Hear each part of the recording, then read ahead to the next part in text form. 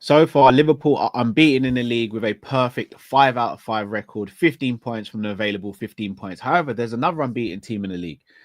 This weekend, someone's O has to go as Liverpool travel to Croydon, Selhurst Park to take on Crystal Palace. You know, that team that beat Liverpool in the Community Shield and then didn't sell their Mark Gahey.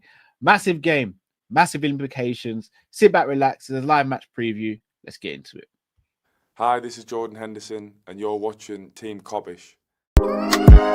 See, now you're tuning in. It's the main free back again. Ripping LFC to the end, so go on tell a friend. If they rockin' red, they're a 10 champions. We the best, we come again. Kopish clean up in every region. Elevation in every season. Cal chopping all the fast match, chopping real rap and drifty quan telling this is that, this is that. This is Kopish. This is Kopish. Reppin' Liverpool to the end, champions, we the best, come again. This is that. This is Kopish. This is Kopish. The main free back up in your screen, real ones know this the place to be. This is Kopish.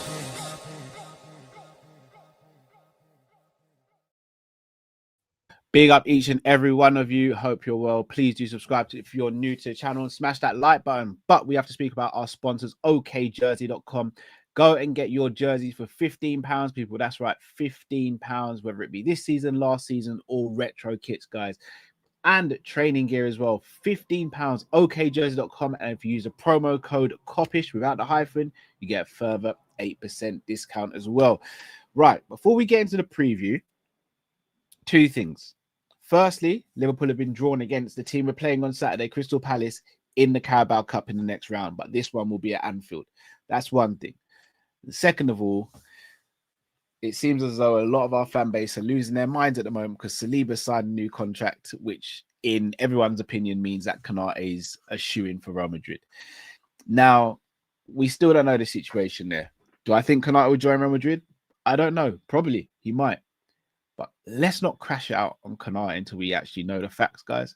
Until he's actually released that he's going, let's not crash out on Konate, because just because one player signs a contract at another club doesn't mean that our player's leaving automatically. So let's not do that. That's all I'm saying. I'm going to leave it there. And I know people are going to get to me about that in the comments and say, oh, you protect the players. I just don't like accusing people without any proof. So that's all I'm going to say. Man like Matt, how you doing, bro?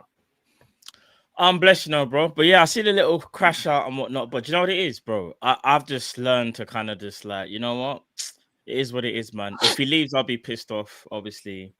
But at the same time, if you don't want to beat Liverpool, you can go. It's that simple. Yeah. You know what I'm saying? It's his life. Let him go and do what he wants to do.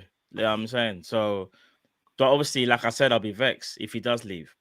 I do think he's going, personally. I think the writing's kind of been on the wall. However, what I do think, though, is that even though it will be hard to do, and it is a difficult season for various reasons, for new players coming in from the loss of Diogo Jota, Andre Silva, there's many factors as to why Liverpool are having a really, it might not look tough, but it is tough mentally. I made a promise to myself kind of thing where it's like, after the loss of Diogo, I'm going to support the players no matter what goes on. Yeah, I'll criticize them when need be on the pitch, but what they do outside of that right now, I'm not really too concerned. That's just me being me in it. So I might change my mind. Maybe at the end of the season, I might revisit that. Maybe there'll be more emotion. Maybe if we don't win something, I don't know. I can only go by how I feel right now. How I feel right now is we're in a good spot as a club. No one predicted us to be 5 out of 5. A lot of, rivals said we're going to struggle in certain games. We haven't. I mean, we might have struggled, but we got the points over the line. Yeah. So yeah, we just keep it moving, guys. You know what I'm saying? Like, if you want to crash out on Konate and he does leave, at least wait till the end of the season because we kind of need him. That's why I feel like us desperately need him. Yeah, and that's why I kind of feel like us crashing out now is not helping anybody. You got people chatting about him online, and he was quick to clap back because he's like, players are human beings, bro. Like, there's gonna be times when they're like, "No, I'm gonna say something. I've had enough." So while he's here, let's see if we can get us over the line, and then we'll have that conversation at the end of the season, or if and when he agrees to leave. You know what I'm saying? So yeah. Well, now that's out of the way, let's speak about this game, bro. How are you feeling about Liverpool going to Selhurst Park to take on Crystal Palace without Ekitike, without Leone. What's your thoughts initially? Tough game. They're unbeaten. And rightly so. Glasnow's a good manager. They got a good setup. They've done very well without Eze. They're very, very good defensively. Very well structured with that three at the back. Do you know what's so mad?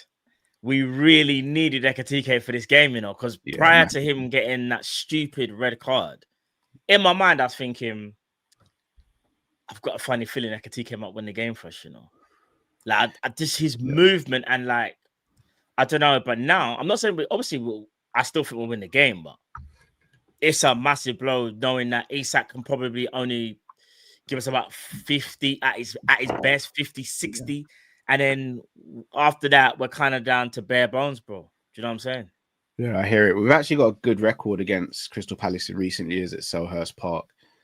We've got a good record against Crystal Palace overall over the last couple of years, but this has always been a difficult game for us. And obviously, without Leone now, without Ekitike, it's going to be an even more difficult game. But I can sit here and talk to you guys about Crystal Palace. But we've recruited one of the best in the game when it comes to Crystal Palace, Rich from Eagle Eye Football. So sit back, relax. We're going to play a couple of minutes worth of video where I've been able to catch up with him so he can give us an insight as to what to expect from Crystal Palace, the Eagles.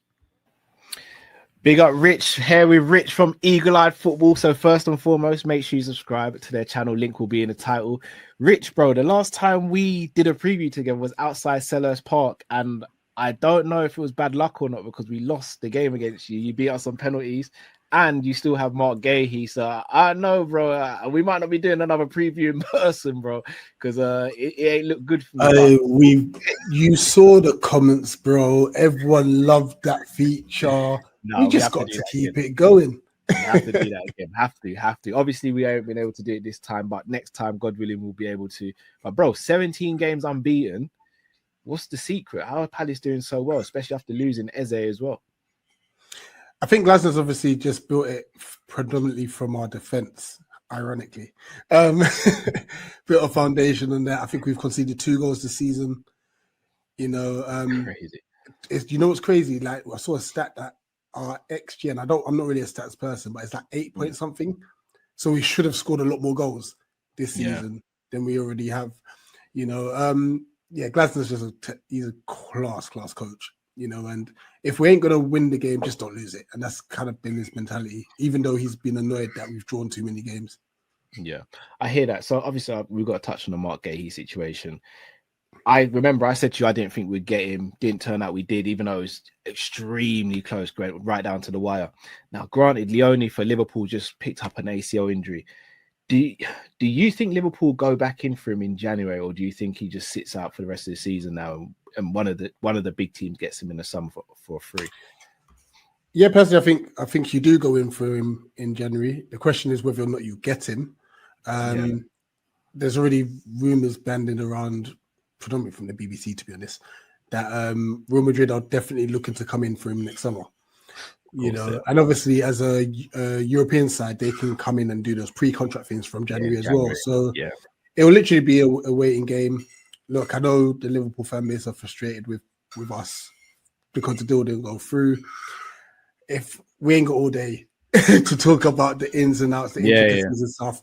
You did what was best for your club at the end of the day. We had to. Glasnow's come out and said that he didn't threaten to leave. That was a narrative that was being spun. Another narrative that's been spun is that we asked for him to play the European games. We didn't. We definitely wanted 45 million, and that was at the start of the window. That didn't come, and it didn't come. And I understand why it didn't come, because Steve Parish opened his mouth and said we need to sell him regardless, which is very silly for business. So Liverpool said, okay, no problem. We'll wait this one out.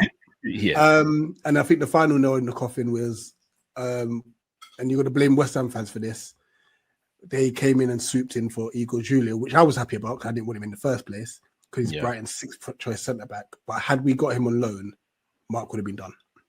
Wow. See, I didn't know that. Fair enough. So, bro, let me ask you. Liverpool travelled to Selhurst Park. We're back in Croydon. What do you think is going to be Palace's starting 11? I don't know. I don't know because, and the reason I say that is because I didn't expect Wharton to start last week because he just came back from injury and he started. Ismail Assar's back this week for us. Yeah, You know, always plays bloody good against us as well. What I do expect, it will be Henderson in goal, obviously. Munoz right wing back. The three centre backs as per usual in Richards, Lacroix, and Gerhi. Left wing back Mitchell, who scored a cracker last week against West Ham. Yeah, he did. And then centre mid. Now this is where it gets tricky because if Malasar starts, I don't know what he does in the middle of the park because Hughes has been playing all the games and he's been playing consistently, but then that might mean it will be Wharton and Kamada. You know, and then it'll be Sarr, Pino if he's fit because he had a bit of a knock last week, and Mateta up front. And this is why I'm not too sure yet. I'm not. The Sarr factor is the question mark. It's a question mark. Yeah, well, I think Sarr starts, and he's got a fantastic record against us. Scored in the last game of the season, scored in the Community Shield. Like he just, even at Watford, he used to get goals against us. So I wouldn't be surprised if he starts. I wouldn't be surprised if he scores. But I want to push you before we do our score predictions. What's your score prediction from the Palace side? I'm going for 1-1 draw. Okay. And that is still out of more hope than optimism. I mean, I must say, Ekitike, thank you. Because look, don't get me wrong. Obviously, Isak will most likely start. I know, obviously, he's not 100% fit yet, and that will obviously come with time. But to have two players that could swap now drop to one, it just makes it better for us. Can you imagine Ekitike would have started, probably run riot, and it's like, look, 60 minutes gone, let's bring on this. Now that's not an option. So that's why I'm happy. But yeah, we'll wait and see. But I'm going 1-1. But that's an optimistic 1-1. Fair enough. Well, Rich, tell the people where they can find you, bro, so they can support you. Yeah, it is Eagle-eyed football. I don't know how many Liverpool fans want to come over and support us. But they'll come over, hate us. I know you lot don't like us too much, man. I promise you, listen, we just want the best for our club. We come in peace. We actually like you lot. You know? Yeah, we have no issues with Palace either. It's just literally just this one thing. But even then, bro, I think it's just superficial anyway. I think most Liverpool fans understand it. So, people, enough love to Rich, enough love to the boys at Eagle-Eye Football. Let's get back to the preview. Big up to Rich and big up to the boys at Eagle-Eye Football. Matt, obviously, Rich said a few things there. I want to ask you about this whole strike situation. Obviously, Ekitike got a very silly red card, probably the silliest red card we've seen as from a Liverpool player. Do you bring Jayden Danns to Selhurst Park and put him in the matchday squad, or do you go with someone else up front? Because although the cameo was small, Dan did show he could hold up the ball, got good feet, and he's a natural striker.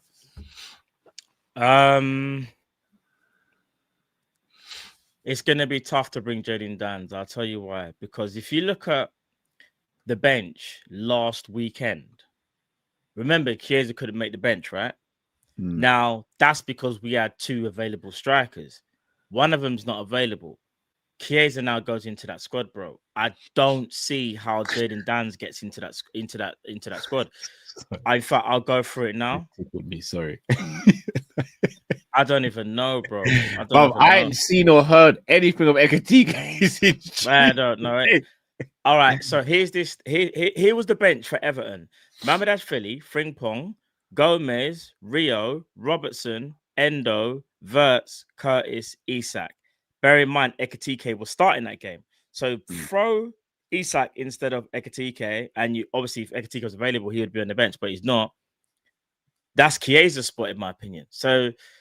And Leone, for people saying Leone, bro, Leone wasn't on the bench either. This is what I'm saying. So I'll repeat, on our bench was Mamadashvili, Frimpong, Gomez, Ngomoa, Robertson, Endo, Wirtz, Jones, and Isak. This is what I'm saying. Hear me out here. Yeah. Is it necessary to have three defenders on the bench?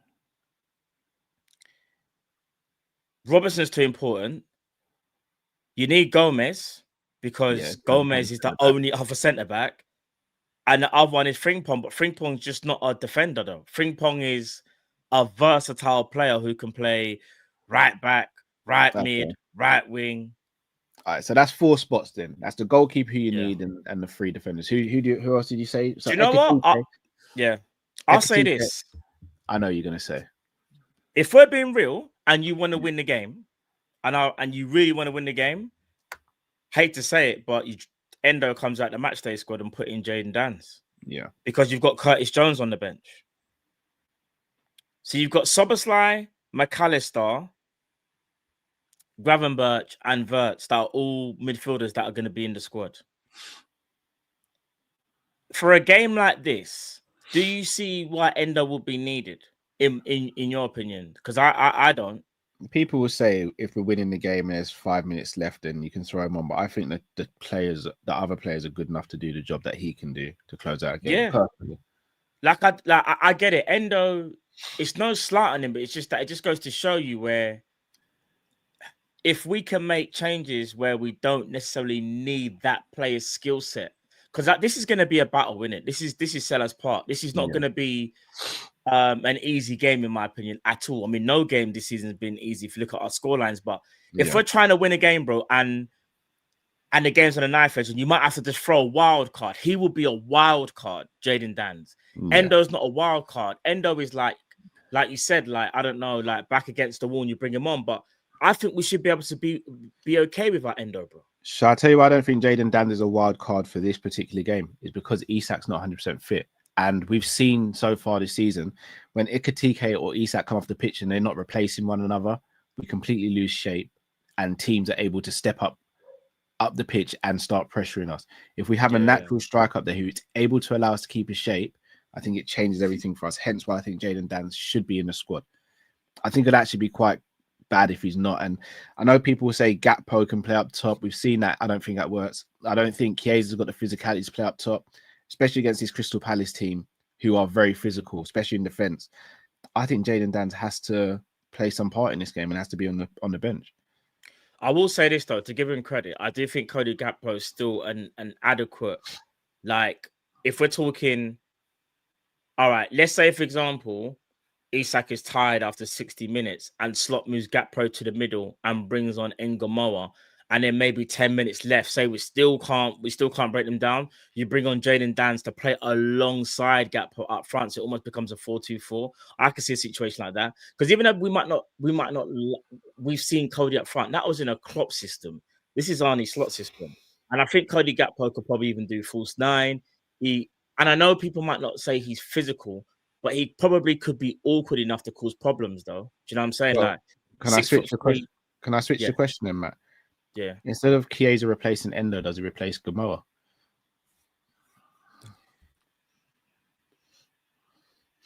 No, because Chiesa's in better form, but Ngamoa is a different profile of player. He's the only profile in the squad that we have that can. Ngamoa covers. Sorry, Chiesa covers left and right though. No, but Chiesa's in this squad though. That's what I'm saying. Chiesa's automatically in the squad. It's you're saying Jaden Dans. Yes, I'm saying I think Jaden Dans has to be in this matchday squad. But if he's in there, that he's taking Ekatike's spot. Yeah, I think Chiesa might have to take Rio's spot if that's the case. Nah, Chiesa take Endo's spot. We need more attackers on the bench, bro. More than midfielders, in my opinion, for this type of game. You got Soboslai, he'll run all day. Gravenberch, absolutely fine. McAllister, you still got him. You still got Curtis Jones. Let's just call it what it is, bro. For this game, we do not need Endo, bro. Just like how we didn't need Chiesa for against Everton. I know there's a lot of Endo, followers, shall we say. But as good as he is, bro, I'm calling it what it is. We don't need Endo for this game, bro. It's okay to not have Endo in the squad. In my opinion, anyway. I think we got adequate cover. I hear it. Well, people, smash that like button, subscribe if you're new to the channel. Right, Matt, we're going to go through and pick the starting 11. Yeah. Going to be very interesting to see where we go with this. So let me share my screen.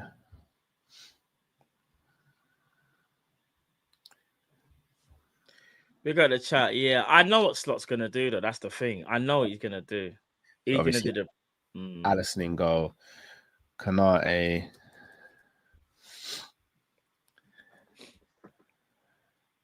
Him and Virgil have to have a massive game because, as I said, Ismail Assar always seems to get a goal against us as well.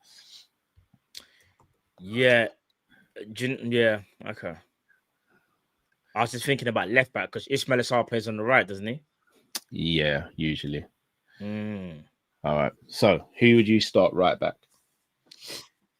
And let's do this on who we'd play, not who we think Slot's going to play. Who would you play? For this game, I'll play Connor Bradley. Okay. For the type of game that is, and I'd maybe bring on Frimpong. I think Frimpong didn't have a great game. Yeah. Midweek. Who would you go left back? Against Ismail Assar, I think I'll go Kirkes still. I think Kirkes was good in the Merseyside derby as well. I'll go Kirkes. I feel like Kirkes has learned from that lesson of being taken off against Burnley. It feels like we're seeing a different player now. 100. Who partners Gravenberch? Soboslai.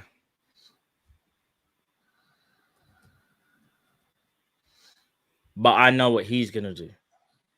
The manager. Who plays? Actually, you know what? Should we do the mad thing? Soboslai right back, McAllister midfield. Do you think that will happen? Would you do know that? what? I'll be honest with you. Oh, come on! This is what I mean. You filmed with Monts yesterday, and you're on this nonsense today, bro. No. Hear me out. I think Bradley will play. I'm just saying,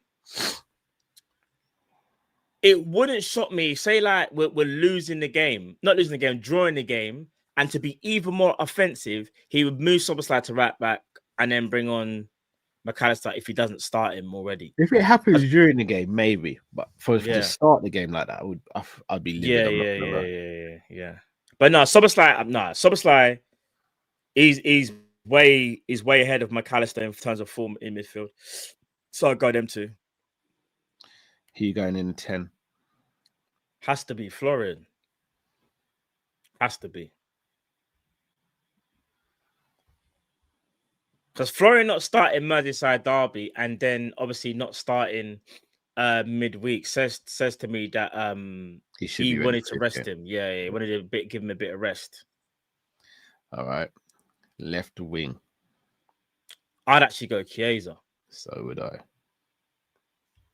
Gakpo can hold bench, innit? Like, if you're not playing well, just hold bench until because Chiesa could have a blinder and you get him on form. Gakpo has to hold bench, innit? Like, it's one of them things. And then obviously up front, Isak. But do you know what I'm scared of? He might not start Isak and bring Isak on. No, he'll start Isak, but I'm scared he's gonna not scared, but I'm worried he's gonna start Gakpo because his excuse will be Gakpo would definitely. Yeah, but he'll use the excuse of because Chiesa hasn't played a lot of 90 minutes, he just protected him, so he hasn't played 90, so he'll say that. Even though if a man's on form and he's running off adrenaline, and you hardly ever play him anyway, let him play. Yeah, because if something does happen to him, you got Gakpo and you got Rio. Yeah, I would do the same, bro. I would do the same. This starting lineup would be my exact starting lineup. Yeah. But I don't see Slot doing that. I think we see Gakpo start. I wouldn't actually be surprised if Wirtz doesn't start this game and it is McAllister. McAllister had a break in the week as well. To be fair as well, we need width because Palace playing that back 3/back 5 when they're in transition. You need width in this game. And I'm just thinking of Cody back Gakpo cutting in and making the pitch even smaller, especially if there's no overlap, bro. This is why Kirkes is going to be important. And this is why I feel like Frimpong will be important when he steps onto the pitch later on in the game, you know? Yeah. I hear it. Man like Matt. Score prediction, bro. What are you saying? 2-1. It's our favourite scoreline, right? Yeah, 2-1. it is at the moment. I've gone for a 2-1 as well. I've gone for a 2-1. I think it's going to be an ugly 2-1 though. Like we're going to be pulling our hair out at like 78 minutes thinking just see this game out, please. 100. Raw, people are saying, someone said 3-0, 2-0. Palace are in really good form, you know. No one, bro, they're unbeaten in the league, bro. They're like fifth in it. Or were they fifth, sixth? No, not just that. They're unbeaten in 17 matches. In 17? Yes, bro. They're in very good form. And their players are coming back from injury. Wharton's back. SARS back. Jeremy Pino should be available for this game as well. It's going to be a very tough game, man. Mateo seemed to have good games against us as well. Yeah, Kanate and Virgil need to be on their A game, you know. Fully. Because he won't give them a rest at all. Facts. All right, let's have these supers. Big up to Fonzie. Says, big up Matt. Big up Cal Love. All right, big up yourself, Fonzie. We're good again now, Fonzie. Yeah? Big up to David. Says, good replacement in Isak for Ekitike. Yeah, not bad, to be fair. John says, did you guys see the new FIFA ratings reveal? The club did laugh my ass off. Jones and Sobo were with Verts while seeing his 89 rating. They don't rate him. I need to watch that. I've seen it. No, it's the way Kurtz is like 89, yeah? Like, it's just to say, like, you ain't 80. But Verts was 89 on FC 25 as well, no? He was, either 89 or 88 from what I remember. Yeah. But here's the killer, though. If you're going off last season, he was, though. That's the thing. But it's all right, though. It's all right. Omar says Chiesa being direct versus Ekitike could be useful in my opinion. Yeah, I think Chiesa deserves to start this game, but you won't. Mr. T said thoughts on Will Still's comment on Ekitike. The irony is crazy if true. Big up. Oh, I don't know what the comments are. I don't know. Thoughts on Will Still's comment on Ekitike. What did he? I don't know what. I'll see if I can find it. Akia 3-2 Isak 92nd minute winner. That'd be insane if we did that. Yeah, for real. That would be insane. Well, people, we will be back tomorrow with the Hassam and Tom show, and then a morning show as well, and call-in show. So you'll have 3 shows from us tomorrow, guys. And then Saturday you got the watch along. Watch along. Reaction. The post-match. No shortage of content. So make sure you're with us. Smash that like button. You're going to be redirected from this stream to Football with Ends, who will be doing a show with man like Matt now as well. Indeed. So there. Jamrot says keeping an eye on Lacroix as possible Ibi replacement. I hear it. My fellow big up yourself says Will Still on Ekitike is a funny lad. We caught before the game and he said he'd come on and score and then give me a shirt and bugger off, which is exactly what he's done. Raw. I don't think he meant it like he gets sent off. Yeah, like that, I was gonna say. Yeah. Well. But people, make sure you smash that like button. Big up to each and every one of you who's been watching and listening. Thank you. We appreciate you. We're Team Kopish and we're out, people. Love peeps. Take care. Oh.